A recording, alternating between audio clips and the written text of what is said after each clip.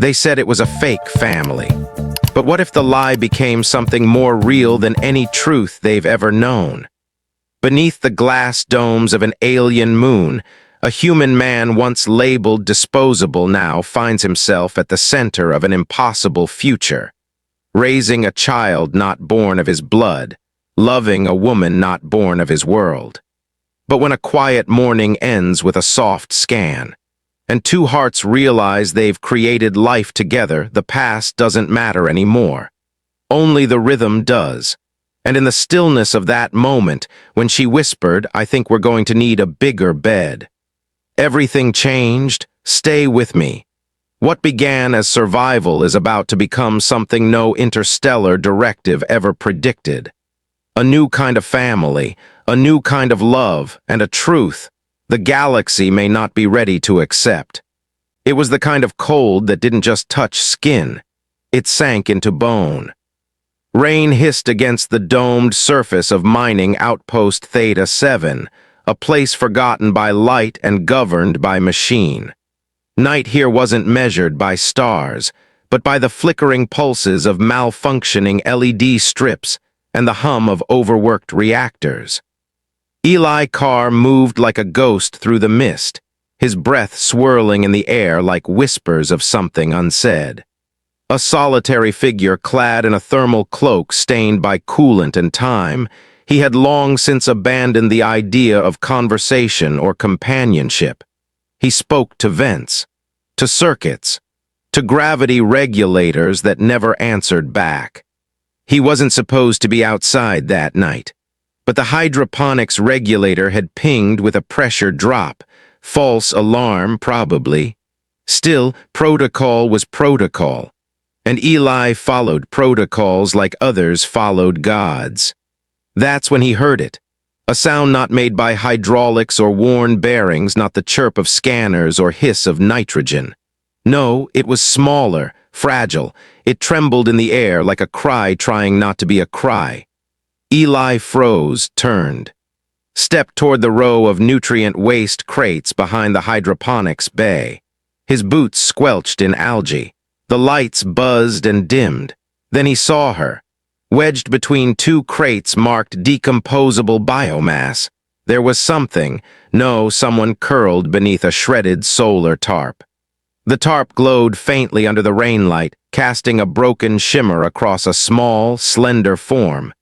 She was shivering. Skin the color of fading lavender, soft and smooth, streaked with dirt and nutrient paste. Her arms clutched her knees to her chest, and her antennae, two thin tendrils with glowing tips, twitched in slow, involuntary pulses. She couldn't have been more than 6 years old. But those eyes were old. Golden, not like jewelry, but like molten metal, fluid, endless, searching. They locked onto Eli without blinking. She didn't scream, didn't cry, just stared at him like she'd been waiting for someone who wouldn't look away. He took one step forward. She didn't move. The antennae bent toward him, fluttering, almost tasting the air between them, like she was trying to read his soul, filtering through layers of exhaustion and cynicism to see what was left underneath. Eli hesitated. There were rules about this, about foundlings, about contamination, about alien species discovered outside protocol. You report them, you let them handle it. Let the department upload the forms and call the sweeper drones. But then she coughed, just once, sharp, wet, weak, and then her stomach growled, a sound so heartbreakingly ordinary it cut through every defense he'd built in the past 10 years. It was the sound of a hungry child, not a threat, not a warning, just need. He didn't think, he just acted. Kneeling beside her, he took off his jacket and wrapped it around her tiny frame. She didn't resist. She leaned into him like she belonged there, as if she remembered something that hadn't happened yet, as if she knew he wouldn't walk away. Her body was ice. Her fingers, long and jointed differently than a human's, curled around the fabric and then around him. Her skin pulsed softly under the rain like the glow of a dying star refusing to fade. Eli stood. She didn't weigh much, but the decision did. He carried her back through the storm, past the silent airlocks and rusted towers, past the worn-out protocols and long-forgotten fears. The wind screamed across the mining flats behind them, but inside his arms the girl remained still. That night, he didn't call Central Command. He didn't file a report. Instead, he heated nutrient broth, stripped out a spare thermal blanket, and set her gently on the emergency cot. She looked at him once before closing her eyes, not like she was scared, but like she could finally rest. He watched her antennae relax, curling slightly at the tips like vines seeking warmth. Then she made a sound, a soft one, not words, but rhythmic, repetitive. Kiko. He didn't know what it meant, but she whispered it again.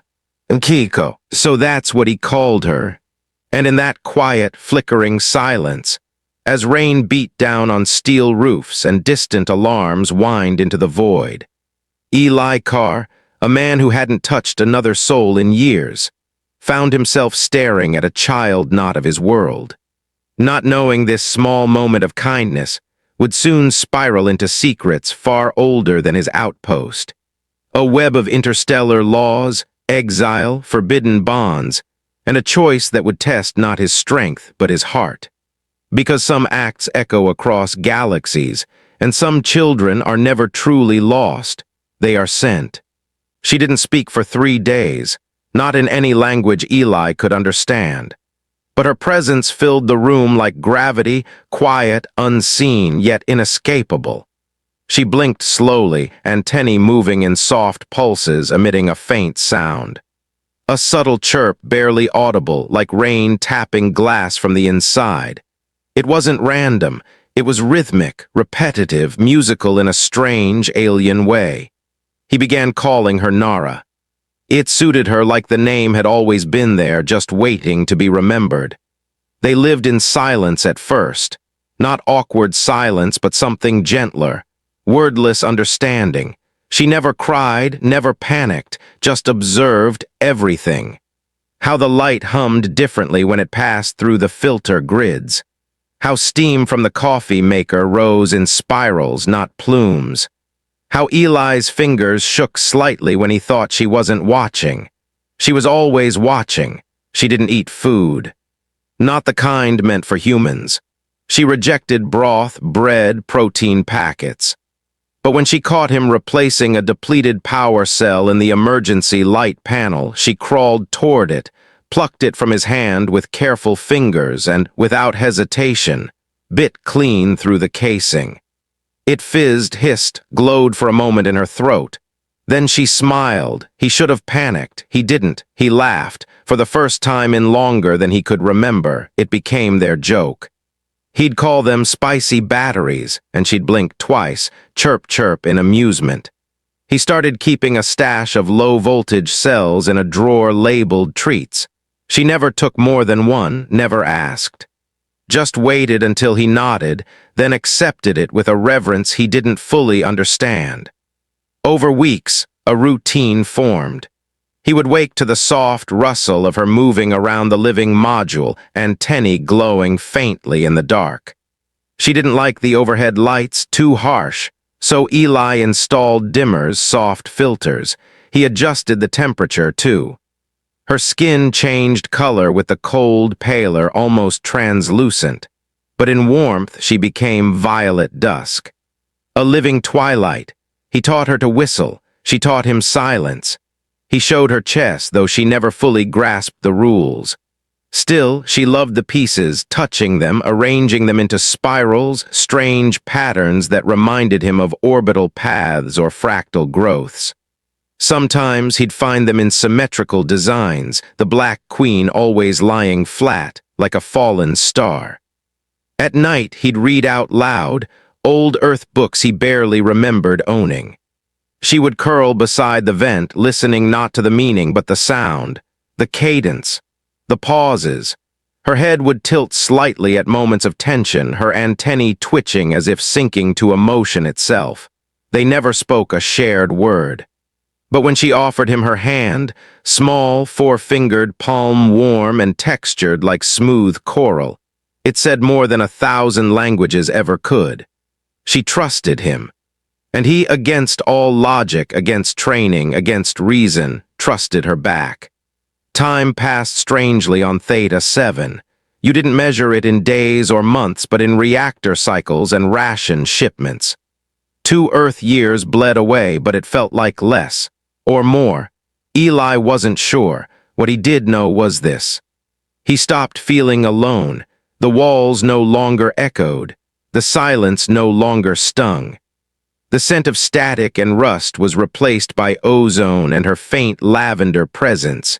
He found himself coming back to the module faster. He would hum without realizing, smile at nothing. She had rewired him from the inside out, and she grew not like a human child. There were no growth spurts, no tantrums. Her change was subtle, organic. Her antennae elongated slightly. Her posture straightened. Her eyes, still gold, still deep, held weight, memory, maybe even sorrow.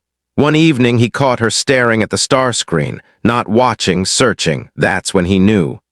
She wasn't just hiding, she was waiting for someone, for something. And somehow he had become part of that wait. He didn't ask why, didn't break the fragile trust they had built. But inside, in the spaces he never let himself think too long, he began to wonder.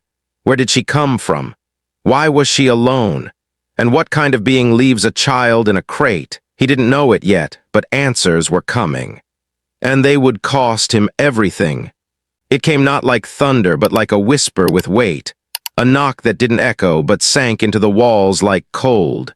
3 taps, measured, intentional, not the knock of a delivery drone or a neighbor out of coffee. This one carried presence. As if whoever stood behind that door already belonged inside. Eli looked up from the floor where he was untangling a mess of cooling wires. The room was dim, lit only by the soft hum of the iron lamp. Nara was seated in silence, cross-legged by the wall, drawing spirals on the floor with the base of a decommissioned stylus. When the knock came, her hand froze mid-motion. The stylus slipped from her fingers and her antennae, usually relaxed, dreamlike, snapped backward in perfect unison. Another knock. He stood, wiped his palms against his shirt, and approached the door with a kind of reluctant inevitability. There was something in the air, charged, electric, familiar in a way he couldn't place. The scanner blinked once, hesitated, then turned green. He opened the door, and the world tilted. She was tall, taller than him by a head. Draped in a worn traveler's cloak, its edges frayed with stardust and time.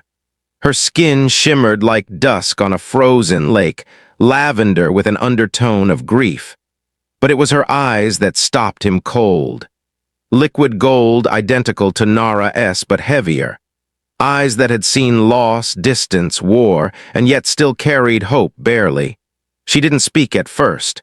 She looked past him, searching, needing, and the moment Nara stepped into view, the silence broke. Nara didn't hesitate.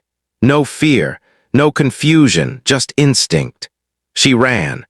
Her small body launched forward with such force it knocked the woman to her knees. Arms wrapped around her neck, antennae tangled in hair, the little girl buried herself in the cloak, clinging like someone who'd spent years learning to survive, but never forgot what it meant to belong. The woman's voice, when it came, cracked under the weight of emotion. Not in a language Eli knew, but the meaning bled through sound alone. Longing, apology, love. They spoke in clicks and whispers, tones that layered over each other like music with no sheet. Their heads touched, antennae brushed. It was not just reunion, it was restoration. Eli stood frozen, watching, feeling unnecessary, and for a second, just one bitter second, he felt like a thief.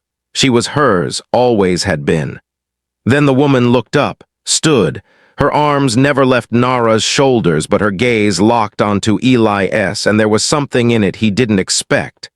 Gratitude and fear. "Thank you," she said softly in accented standard.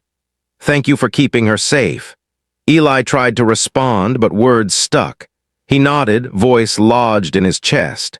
She stepped inside cautiously, as if the room might reject her. The door slid shut behind them, and suddenly the silence was too much. "My name is Cyril," she said. He cleared his throat. "I'm Eli." She sat on the edge of the couch. Nara curled at her side like a vine finding its root. Cyril's hand remained wrapped in the girl's, fingers trembling ever so slightly. On the table, the chess board sat half-arranged. The Black Queen was lying down again. "I don't know what you've heard of us," she began, her voice low, like a confession wrapped in static, "but where I come from, a child must never be raised alone." Eli sat across from her, unsure whether to be defensive or curious. The silence drew her out. "It's not just cultural, it's law. One parent is not a unit, it's a fracture, a danger to societal integrity. They believe it leads to chaos, emotional instability, deviation." "And what happens if someone tries?" he asked. She looked at Nara, then back at him. "Prison, forced labor, and the child is reassigned." His jaw tensed, reassigned. "Erased," she whispered. "Given a new name, a new pair of suitable parents. Their memories are adjusted. It's cleaner that way. Efficient, they say." Eli felt nausea rise. "So you ran." "I didn't plan to leave her." "That night there was a ship. Not legal, not safe, but fast. I was being tracked. I had seconds. I hid her, not knowing if I'd survive the launch. I thought if I failed, at least someone would find her." He said nothing, just listened.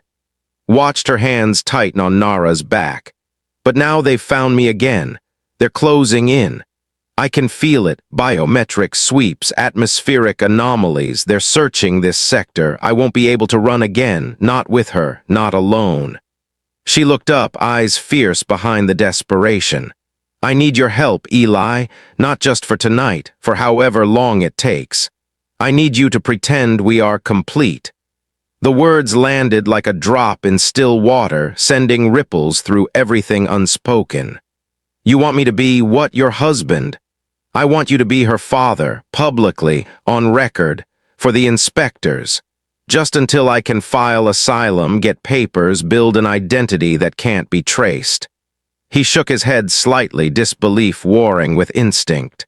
But she leaned forward, voice breaking. "I will cook. Clean. I will never be a burden. Just give us a name, a roof, a lie we can live inside safely." His eyes fell to Nara, now half asleep in her mother's lap, her face more peaceful than he'd ever seen. He felt something in him shift, not bend, break, the kind of fracture that doesn't hurt, but lets in light.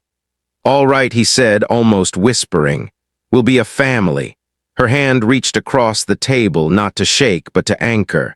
And in that moment, Eli understood this wasn't just about hiding from law. This was survival and love. And the cost of both was about to get higher. The lie was simple. One signature, one shared meal, one line of fabricated history uploaded into the system's low-priority quadrant. A story of a family no one cared to verify until they did. And by then, Cyril was already there. In the chair across the kitchen, in the smell of cumin and heatroot bubbling from the stove, in the soft sound of her voice humming lullabies Eli didn't recognize but somehow remembered. It should have felt fake, but it didn't. They split the house down invisible lines, tasks assigned not by rule but by rhythm. Eli repaired what broke: power conduits, heat exchangers, the broken hinge on the cabinet that had clicked for months before she arrived. Cyril cooked. Not with ingredients, but with intuition. Her meals weren't recipes, they were moments. Spoons of warmth that made silence stretch longer, not heavier. When she stirred, she didn't measure. She sang, low and quiet in her language.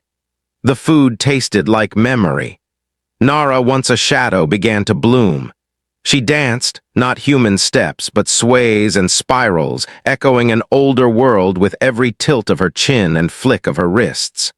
Her feet traced patterns across the floor Eli couldn't decode, but Cyril watched her with eyes full of secrets and sorrow, as if every movement was both celebration and farewell. They didn't touch on purpose, not at first. But sometimes her hand would brush his when they passed each other in the hallway, or when she handed him a bowl, their fingers would meet for a second too long. Those seconds stretched. Time behaved strangely around Cyril. What should have been awkward became magnetic. Her eyes would flick away, but the pulse between them never really left. At night, the house changed. Cyril would lie beside Nara, wrapped in soft blankets stitched from salvaged cloth. The room glowed with warm light and the slow flicker of bioluminescent patterns etched into the girl's antennae. Eli took the couch, always the couch. It creaked. It groaned. The cushions still smelled like solvent and old books. But he preferred the discomfort to whatever he might feel hearing Cyril's breath from the room down the hall. He would lie awake, staring at the ceiling, counting the number of breaths between the walls, noticing how the quiet had changed. It used to be hollow. Now it felt full and dangerous.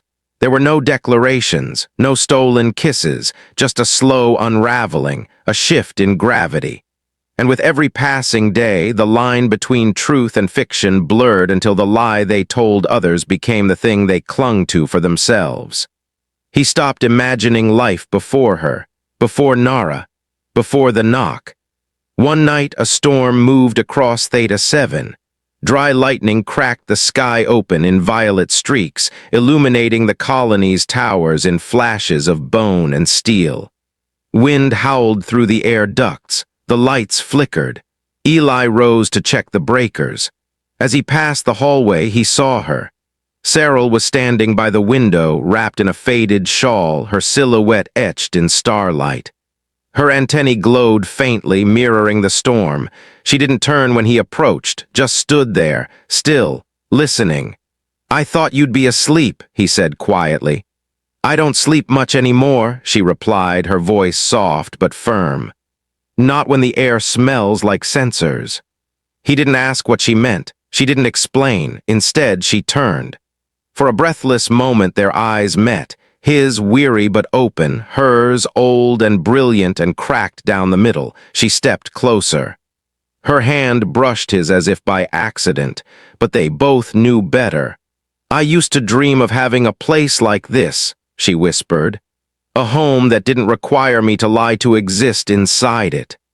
"It's not a lie if you want it to be true," he replied, almost too low to hear. She didn't smile, but her silence agreed.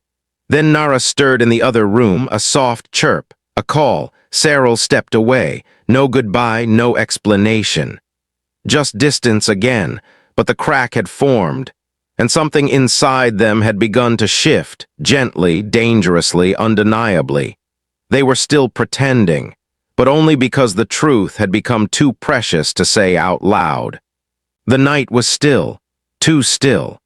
Outside, the wind had quieted, and the outpost security lights cast long shadows that didn't seem to move. Inside, the silence was thicker than it should have been, like the air itself was holding its breath. Eli sat at the kitchen table, sifting through a diagnostic array he'd meant to file 3 days ago. But his focus kept slipping. The screen flickered in faint blue as his eyes wandered to the hallway, to the soft glow that bled from under Cyril's door. Then her voice came, unexpected, low, measured. "Eli." He looked up. She was standing there barefoot, wearing one of his old overshirts that hung off her frame like it belonged there. Her antennae were faintly luminescent, reacting to the temperature or the moment. He wasn't sure anymore. "I need to talk," she said. He motioned toward the chair across from him. She didn't take it. She leaned against the wall instead, one hand clasping the other, as if bracing herself for something too heavy to carry alone. "You asked about Nara's father," she began, eyes drifting toward the darkened viewport. "About why he left." Eli nodded, unsure if he should say anything or just listen. "He was kind," she continued, "brave, patient, he loved me." A long pause, but he couldn't survive me. That line made something cold move up Eli's spine. She stepped closer, her voice steadier now, less fragile, more resolved. My people don't experience physical connection the way yours do. It's not just an act, it's a convergence. A neurological sync that must reach a precise threshold. If it doesn't, our nervous system begins to collapse in on itself. Eli blinked, not sure if he heard her correctly. Collapse, he echoed. She nodded once, solemn, neuroshock. Total systemic failure. We're engineered for symbiosis, full, consuming, mutual. Incomplete connection causes a feedback loop. It's lethal. She said it as plainly as one might explain gravity. Eli swallowed hard, trying to cover it with a half-laugh. That's intense, he managed. Cale tried, she said, voice quieter now. He wanted to be enough, but his form was too small, not in presence, not in heart. Just in what the body required. Eli chuckled again, weak and uneven. But inside, a realization was crawling across his ribs like ice water. You're saying there's a minimum requirement? Oh, yes. Her eyes met his, searching, not cruel, but unblinking, honest, inevitable. And if someone doesn't meet it, they can't ever fully bond, and if they try, they risk killing me. The words landed like a silent weapon. No sound, no blast, just devastation in slow motion. Eli looked down at his hands, then at the table, as if its surface might offer mercy. He had never measured himself by comparison. He had never had to, but now his thoughts spiraled into instinctive judgment. Numbers, distances, standards. I'm guessing, he said softly, you've done the math already. No, she whispered, but I remember Cale S. And, at 22. The number rang in his skull like a funeral bell. He looked away. The room felt smaller, colder. He knew where he stood. He didn't even reach that mark. He wasn't close. She must have seen something in his face because she stepped forward quickly, reaching for his arm. No, Eli, listen. It's not about pride, not about size for vanity. It's biology, mechanics. It's just how we're wired. He pulled his hand back gently, not in anger, just retreat. So what are we doing here? He asked, voice rougher than intended. Pretending this family could ever be real, that I could ever be what you'd need. Her expression broke then, cracked wide open, not with judgment but heartbreak. Because I wanted to believe, she said, that kindness could matter more than genetics. That safety could come from someone who doesn't measure their worth by what they can prove. He stood up, paced, the energy in him sparking like an exposed cable. But if I can't ever touch you, if I'd kill you just by trying, then what kind of future are we even building? She didn't answer, didn't have to. The answer sat in the silence between them. He exhaled, slow, pained. The walls hummed faintly with the throb of recycled air. The scent of her, floral, faintly metallic, still lingered near his skin. He hated that he still wanted her, that his hands still remembered the shape of her fingers in his. She turned to leave. At the doorway, she paused. Not every love has to end in fire, she whispered. Some burn quieter, longer if you let them. And then she was gone. Eli stood alone in the kitchen, surrounded by starlight and silence and the echo of a truth he never asked to know.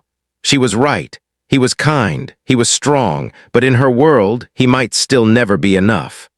The knock came like a verdict, not hesitant, not curious. It was the kind of knock that knew it belonged, 3 sharp raps, perfectly spaced, perfectly calibrated. The air inside the home shifted. You could feel it in the walls, in the lights that flickered once without reason, in the way Nara's antennae instantly flattened against her scalp. Eli rose from the floor. The sound had rooted itself inside his chest. Cyril was already in the hallway, eyes wide, skin pale, her movements stiff with dread. She didn't need to speak. Her silence said enough. He stepped toward the door. His breath caught as the retinal scanner blinked, hesitated, and turned green. He opened it. Two silhouettes stepped through the threshold, not storming in but occupying the space with such confidence they didn't have to. Tall, regal, unforgiving. Their uniforms were matte gray with platinum trim, cut sharp like ceremonial blades. Their eyes gleamed gold like molten judgment, and their lavender skin held not softness, but precision, flawless symmetry, unyielding grace. They looked like someone had carved them from a stricter dimension. The taller one spoke first. Her voice was velvet wrapped around steel. "I am Inspector Valeriane, this is Inspector Chorus." The second gave a nod, less formal but colder somehow. "We're here for a routine family unity verification," Valeriane said. Eli tried to keep his voice level. "You caught us off guard." "That's the idea," Chorus murmured, already moving her fingers over a scanning pad. Cyril appeared beside him, her posture deliberate, calm on the surface but vibrating beneath. She offered a smile, brittle at the edges. "Of course, please come in." The two inspectors entered like auditors of truth, eyes gliding across the room with clinical detachment. One paused at a photo on the shelf. A hastily fabricated image Eli had generated from an old picture of himself with a human coworker, layered over Cyril's likeness. The inspector said nothing, but her brow twitched. Chorus began speaking aloud as she scanned. No genetic markers shared between the guardian and the offspring. No marital registry, recent cohabitation, 41 days, one child. File tagged as a temporary refugee claim, no official bonding seal. Eli forced a smile. "We met at a conference. Atmospheric moisture regulation protocols. It was love at first chart." Valeriane didn't blink. "That would be unlikely." Cyril's tone sharpened. "What exactly are you implying?" Chorus looked up from her tablet. "The child shares no visible hybrid traits, no secondary human features. That makes the biological claim statistically improbable." "She took after her mother," Eli said quickly. "Dominant genetics, I've read about that." Valeriane arched a perfect eyebrow. "Convenient." The questions piled like bricks. How long had they lived together? What was Nara's favorite meal? Where had they first met? What did Cyril cook for breakfast 3 days ago? Answers came, some practiced, some improvised. Cyril faltered on a date. Eli corrected too quickly. Nara fidgeted in the corner, sensing the shift in gravity. The room, once warm, had become an interrogation chamber lit by memories too fragile to fake. Valeriane shut her scanner. "Your narrative lacks cohesion. Your answers conflict." And according to the Directive 9 Gamma subclause, interspecies pairings under scrutiny must demonstrate physiological compatibility to justify offspring plausibility. Silence fell like ash. Eli blinked. "I'm sorry, what?" Chorus didn't flinch. "A practical demonstration is required, immediate, to confirm procreative viability." Cyril's hand reached for Eli's instinctively. He felt how cold she was. Her eyes, wide and glittering with panic, met his with a silent plea. This was real. This wasn't a bluff. They weren't going to walk away from this with another excuse. He looked at the inspectors, at Cyril, at Nara. The weight of their lie was now a living thing, pressing down on his lungs, crawling behind his ribs, demanding a price none of them were ready to pay. And then the thought struck, sharp, absurd, searing. How did I end up here? Just a tech, a nobody, a man who fixed broken vents and never asked for more than quiet. Now standing in the spotlight of intergalactic law, about to be judged by women who didn't blink and didn't forget. The room was still. Cyril spoke, her voice trembling but resolute. We can comply." Eli turned to her, stunned. Her expression was heartbreak and resolve carved into beauty.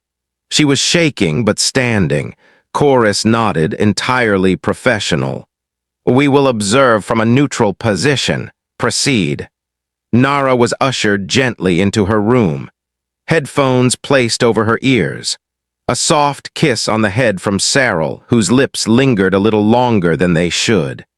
Then the door clicked shut behind them.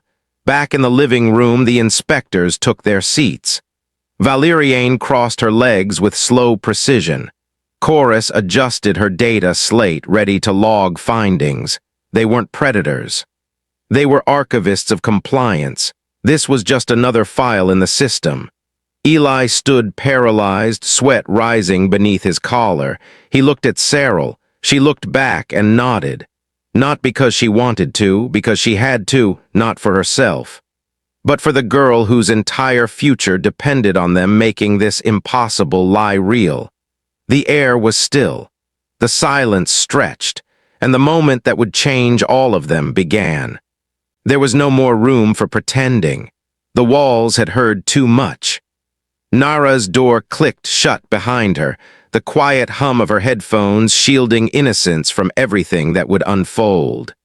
The home, once a fragile illusion of normalcy, now pulsed like a living lie struggling to breathe. The inspectors sat in judgmental silence, unblinking, statuesque. One held a slate. The other crossed her legs, her gaze piercing like a blade drawn just beneath the surface of civility. They didn't threaten. They didn't need to. Their presence alone promised consequence. Cyril turned to Eli. Her face, usually a portrait of grace and control, had cracked at the edges. Her lips trembled. Her violet eyes shimmered, not with fear, but with the ache of someone whose entire soul was collapsing into one desperate moment. Eli swallowed hard. I'm not enough. I don't know what they're expecting. I'm not even."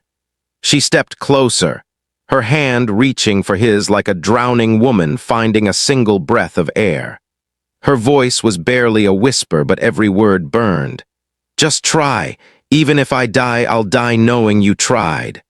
He froze. Her words hit harder than any order, any protocol, any alien regulation. They weren't about law anymore. This was survival stitched together with love, stitched by trembling hands and borrowed courage. She led him into the bedroom. The door didn't close, it couldn't. Not entirely. Not with the inspectors watching from the threshold of ritual. That was the rule. But the room somehow belonged to them. The light was low.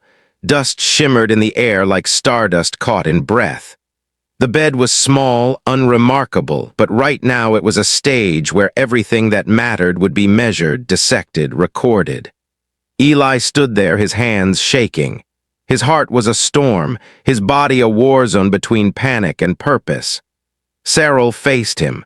Her long, silken robe slipped from her shoulders, revealing not seduction, but trust. Her body, lavender-hued and radiant with subtle bioluminescence, glowed in pulses that mirrored her breath. She wasn't built like a human. She wasn't supposed to be with one. And yet, she chose him. She moved closer, one step, then two, and placed his hand on the space above her heart. "Do you feel that?" She whispered. "It only does this when I'm afraid or when I hope." He nodded, silent.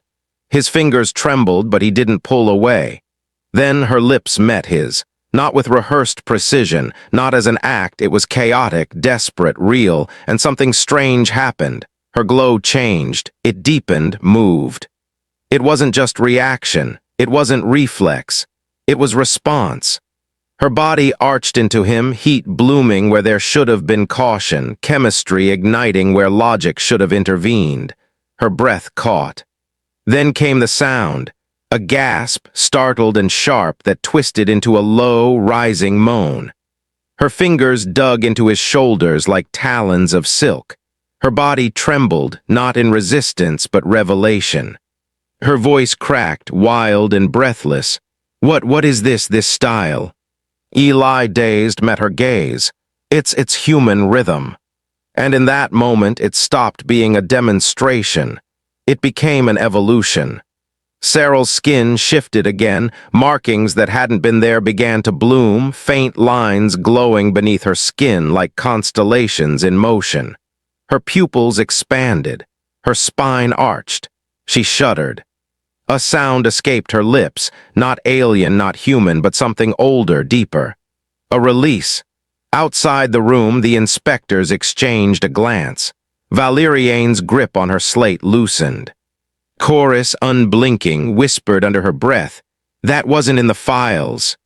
Cyril clung to Eli, breathing in ragged starlight, her voice cracked open by wonder. "No one has ever matched me, not even close." Eli blinked. "Wait, I thought your partner failed," she whispered, "because he moved like protocol, not like this. This rhythm, you're resonating with me." Eli didn't know what he was doing, but he wasn't doing it with his body alone. He had let go.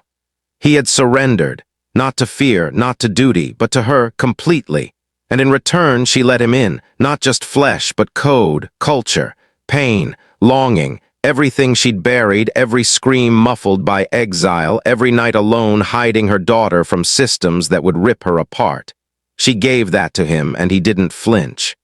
He held her through it, and in the quiet moments after the fire when her body collapsed against his, skin to skin, breath to breath, she whispered a name, not his name, her true name, one no human should ever hear, and Eli kept it. Buried it in his soul like a sacred secret. Because what they had done wasn't for the inspectors, it wasn't even for the child, it was for the family. The one they didn't pretend to be anymore, the one they had become. They didn't speak at first. The inspectors stood frozen, not by failure, but by something far more dangerous. Success.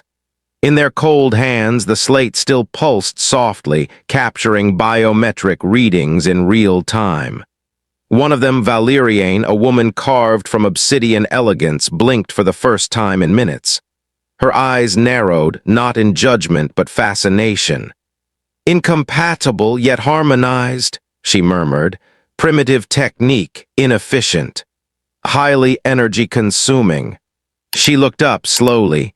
Her voice dipped into something almost reverent, but remarkably effective. Her counterpart chorus tapped the screen again, her expression unreadable. Neurochemical cascade, regenerative pheromone feedback, cortical mirroring. This isn't just mating, this is a fusion event. Cyril, still holding on to Eli like he was her final breath, pulled the blanket higher over her chest. Her skin hadn't stopped glowing, not just the normal shimmer of her kind, but the deeper one. The one reserved for oaths, for soul binding, for what their people once called life merging. Valeriane stepped forward, not unkindly, not threatening, just curious, almost reverent, for the sake of research, for peace between kinds, for generations that might come after. She tilted her head.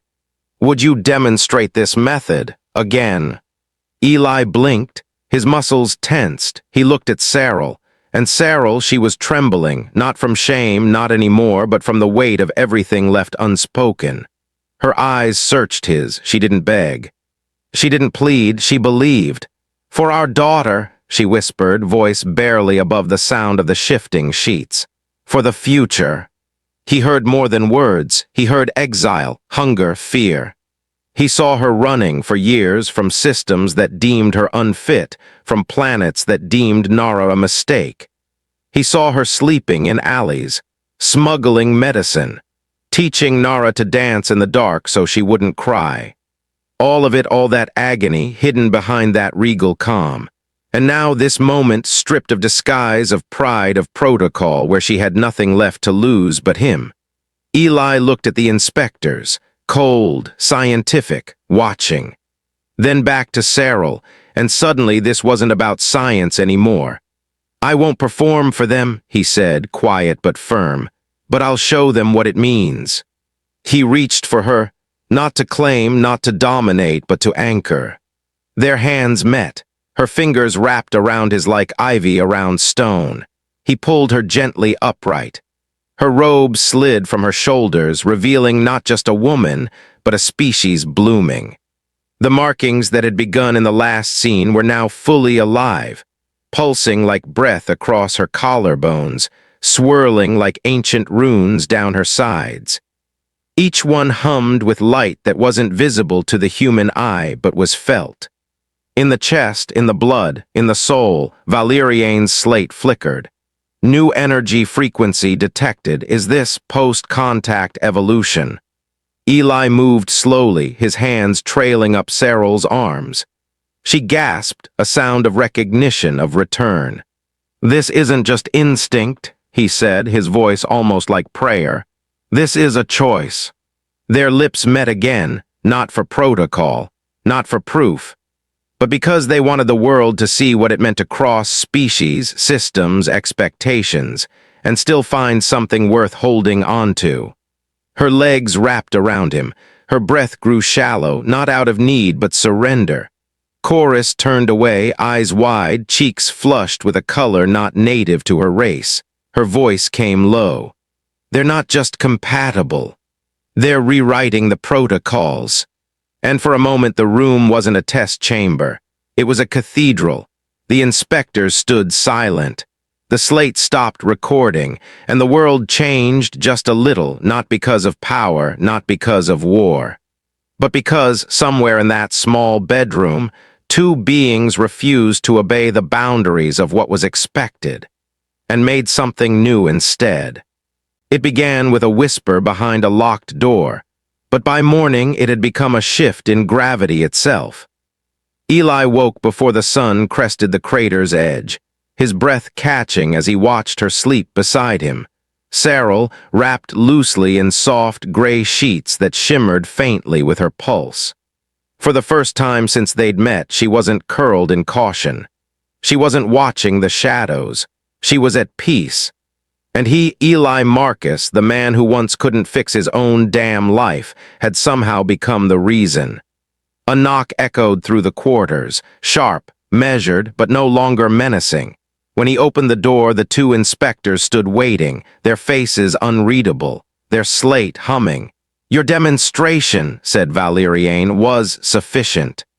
Chorus added dryly, "Surprisingly so." Eli blinked. "So what now?"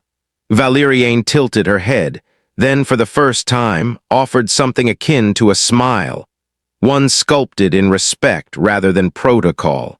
"You are no longer under suspicion." The screen on the slate flickered, then confirmed, asylum granted, family status authenticated. Eli swallowed. "So we're legal." Chorus nodded once. "More than legal, you're precedent." He didn't speak for a while, just nodded, just breathed. Just let the weight of years, rejections, failures, betrayals slide off his back like some old skin he didn't need anymore. He wasn't the fallback. He wasn't the one left behind. He was the answer. The inspectors departed in silence, leaving behind only the soft hiss of the door seal and a world permanently altered. That night, as dusk bled into moonlight, the small home hummed with quiet warmth. Nara danced barefoot in the hallway, tracing spirals in the air, her laughter drifting through the vents like music from another world. Safe, unafraid. Eli stood by the kitchen sink, his hands still greasy from tuning the generator. He was wiping them on a cloth when Cyril appeared in the doorway, wrapped in a robe the color of stardust and sorrow. She didn't speak right away. Just stepped forward, just reached for his hand, and pulled, not toward the couch, not toward the routine they'd rehearsed to survive, but toward the bedroom, toward truth. He followed her without question. The lights inside were dim, glowing with that soft lavender pulse only her species could emit, intimate, calming, like being swallowed by dusk. She turned to him slowly. "Turns out," she whispered, "you're just right." He didn't laugh. He didn't gloat. He didn't speak at all. He just stepped closer, brushed his fingers against her jaw, and kissed her, gently, without expectation, without urgency. Their mouths met like old music rediscovered. Their bodies melted not for necessity, but for homecoming. For once, there was no fear, no proving, no performing. Just two souls who'd spent their lives running from broken places and collided at the exact moment they were whole enough to hold each other. Her breath hitched as he pressed her back into the sheets. Her fingers laced through his. Her markings shimmered brighter, then dimmed again, synchronizing, matching the rhythm of his own breath. Human rhythm, a phrase that had once sounded like irony. Now it was doctrine. That night, as the moon spun quietly outside their window and the stars held their breath, a forgotten man made the universe remember him. Not with conquest, not with violence, but with something far more ancient. With love, with rhythm. With the undeniable truth that even across galaxies, the most powerful force wasn't technology or domination. It was connection. It didn't happen all at once. There was no ceremony, no parade, no transmission from the high courts declaring their victory. Just mornings and routines, and quiet moments stitched together until suddenly, without warning, they looked like a real family. The kind that doesn't need to pretend anymore. A pale sun filtered through the dome glass ceiling, casting fractured rainbows across the floor of their modest habitat. The plant architecture Cyril designed had grown, literally, into a woven tapestry of bioluminescent vines and soft-breathing walls. Their home pulsed with life. It felt alive, like it had been waiting for someone to love it back. Nara's backpack clinked faintly with embedded tech modules as she skipped toward the front entrance. Her uniform was too big. Her grin was bigger. "Bye, Dad," she shouted. "We're learning to code a food printer today." Eli didn't get up, just waved from the table, coffee in one hand, pen in the other, smile tired but full. "Try not to print cake for breakfast again," he teased. Nara giggled. "No promises." And then she was gone, off to a school built inside a crater, filled with other children who'd once been called refugees or hybrids or worse, now simply students. Cyril entered minutes later, back from the gardens. Her gloves were flecked with pollen and her pulse points glowed faintly beneath her collar. Her species wore emotion like a second skin, and today she shimmered with joy. Eli had stayed behind to write, as he often did lately. The book was halfway done, its pages still raw, still bleeding with the confusion of his first months on this alien moon. But the title had never changed. How I failed the first test, but passed the one that mattered. He capped the pen, leaned back in his chair. For a man once lost, he finally had enough direction to stop moving. Cyril crossed the room without a word, eyes tracing the worn edges of his journal like it held more weight than any data slate ever could. Then, casually, she pulled something from her coat. A scanner, small, silent, flashing in soft blue pulses. She held it up to him like a question and placed it over her abdomen. Beep. Eli froze, then blinked, then looked at her. Her voice was barely above a whisper, still laced with that alien elegance. But under it was a very human mischief. "Eli, I think we're going to need a bigger bed." There was a pause, a beat, the kind of silence that's too big for words, then laughter. Real, reckless, gut-deep laughter that cracked open the walls of memory and fear and left only sunlight behind. He stood up without thinking, wrapped his arms around her without a word. There was no performance now, no inspectors, no tests. Just them, a woman grown from a world he once feared, a man rebuilt from pieces no one else wanted, and the child growing between them, a bridge to a future neither of them had dared to imagine. Outside, the stars spun slow and silent, but inside time bloomed, and love, odd, alien, unqualified, became something undeniable. They weren't just a family by paperwork. They were a family by choice, by courage, by rhythm. Fade to stars, but this time the stars looked back. They started as strangers, just a man with no place and a woman with no choice. But in the shadows of rules they never wrote, they found something neither species could explain. A connection that defied biology, broke the law, and rewrote the code of what it means to belong. In a world where everything was monitored, measured, and judged, they chose something reckless. They chose love. And now their daughter laughs under alien suns. Cyril breathes life into buildings that grow. And Eli, once invisible, is the author of a new truth, one that says families aren't born, they're made, one choice at a time. But here's the real question. If one human and one alien could rewrite everything, what else has the galaxy been lying to us about? Because somewhere out there, another secret is waiting, another forbidden love, another impossible choice. And when that moment comes, you'll want to be here.